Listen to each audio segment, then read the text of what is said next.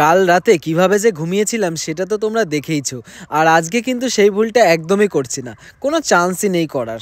তো সকাল সকাল ঘুম থেকে উঠে পড়েছি, উঠেই ফ্রেশ ট্রেশ হয়ে রেডি হয়ে গেছি, ইনস্টিটিউট যাব। আর মাহি তো সকাল সকাল বায়না ধরেছে আমার সাথে যাবে। ও অ্যাকচুয়ালি গাড়িতে উঠতে খুবই বেশি পছন্দ করে। সো ওকে বললাম বিকেলে এসে তোকে নেবো, তুই বসে থাক।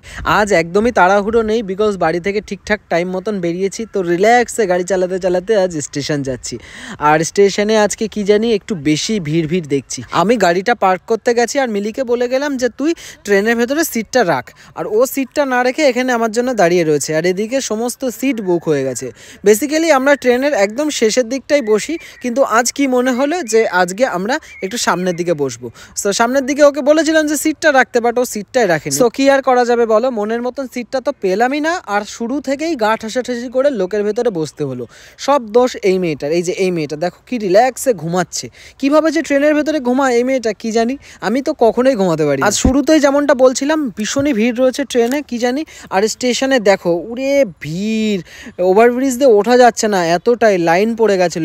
আজ যেহেতু আমাদের হাফ ডে তাই টিফিনও আনা হয়নি, কিন্তু খেতে তো হবে কিছু। সো এখান থেকে একটা বিস্কিট নিয়ে আমরা অটোয় উঠে পড়েছি। ব্রেকফাস্ট বা লাঞ্চ যেটাই বলো না কেন সেটাই আমরা এই বিস্কুট দিয়ে আজকে অটোর ভেতরেই সেরে নিলাম। আর তোমাদের ভেতরে কেউ একজন কমেন্ট করে জানিয়েছিল, দাদা তোমার তো এত সাবস্ক্রাইবার, তাহলে কেন তুমি শুধু এত ট্রেন বাসে জার্নি করো, এত কাজ কেন করো? দেখো বন্ধুরা, আমার কাছে ইউটিউবটাও যেমন ইম্পর্টেন্ট তেমনই আমার কাজটাও কিন্তু তেমনই ইম্পর্টেন্ট। হ্যাঁ জানি এত কিছু মেনটেন করতে গিয়ে আমার হয়তো খুবই কষ্ট হয়ে যায়।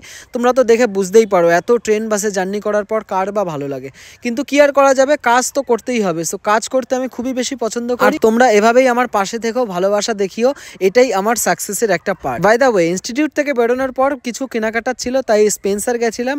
আর এত বড় একটা গাড়িতে দেখো মিলি কি কিনেছে দেখো। আপাতত 1 ঘন্টা ঘোরার পর এই জাস্ট কেকটা কিনেছে। যাই হোক, এখানে কয়েকটা শর্ট ভিডিও শ্যুটও করলাম আর এখানে মিলি পেমেন্টও করছে। সো ফাইনালি আমাদের স্পেন্সার থেকে কেনাকাটা ডান। আর অনেকগুলি ভিডিও আমরা এখানে শ্যুট করেছি, অবশ্যই শর্ট চ্যানেলে গিয়ে দেখে নিও। আর এই পর্যন্ত যারা ভিডিওটা দেখেছো তারা অবশ্যই ভয়েস ওভারটা কেমন হচ্ছে কমেন্ট করে জানাতে পারো। যাই হোক, এই যে গলিটা দেখছো এটা হচ্ছে একটি ইলেকট্রিক গলি, যেখানে সমস্ত রকমের ইলেকট্রিক গ্যাজেট পাওয়া যায়। আমার ব্লগিং সেটআপের অনেক কিছুই কিন্তু আমি এখান থেকেই পারচেস করে থাকি। বেশ ভালো প্রোডাক্ট এখানে পাওয়া যায়। সকাল থেকেই আজ ট্রেনের অবস্থা খুব একটা ভালো না। Already train 28 minute late. So স্টেশনে দাঁড়িয়ে থাকতে থাকতে খিদে পেয়ে গেছে। তো আমি ওই পেস্ট্রিটা খেয়ে নিলাম, যেটা মিলি ওখান থেকে কিনেছিল, আই মিন স্পেন্সার থেকে কিনেছিল। যাই হোক, আমি এইগুলি কখনো খাই না, বাট আজকে খেলাম, বেশ ভালোই লাগলো। আর ট্রেনে উঠে পড়েছি, যেহেতু লেট ট্রেন, ভীষণই ভিড়। দেখতে পাচ্ছ আমি কোনো রকমের দাঁড়িয়ে রয়েছি। আর মিলি কোথায়? যেহেতু ট্রেনে ভীষণই ভিড় ছিল তাই মিলিকে আর এই জেনারেল কামরায় তুলিনি, ওকে লেডিসে তুলে দিয়েছিলাম। সো দেখা যাক ও কোথায় রয়েছে। ও আমাকে বারবার ফোন করছিল, বাট আমি ফোনটা পিক করতে পারিনি, সাইলেন্ট ছিল ফোনটা। সো দেখো ওর ভীষণই শরীরটা খারাপ। আসার পথে কয়েকটা লেবু কিনেছিলাম, বাট লেবুর অবস্থাটা যেটা ছিল আর কি বলবো। যাই হোক, বাড়িতে এসে খাওয়া দাওয়া করে রেস্ট নিচ্ছিলাম, বাট সন্ধ্যাবেলা শরীরটা ভীষণই খারাপ ছিল। কার সেটা তোমাদেরকে নেক্সট ভিডিওতেই জানাবো। সো এখন রয়েছি ডক্টরের চেম্বারে, ভিডিওটা আর কন্টিনিউ করতে পারছি না। আই হোপ তোমাদের এই ভিডিওটা খুবই ভালো লেগেছে। আর যদি ভালো লেগে থাকে অবশ্যই লাইক করে দিও এবং বন্ধুদের সাথে শেয়ার করে দিও বন্ধুরা।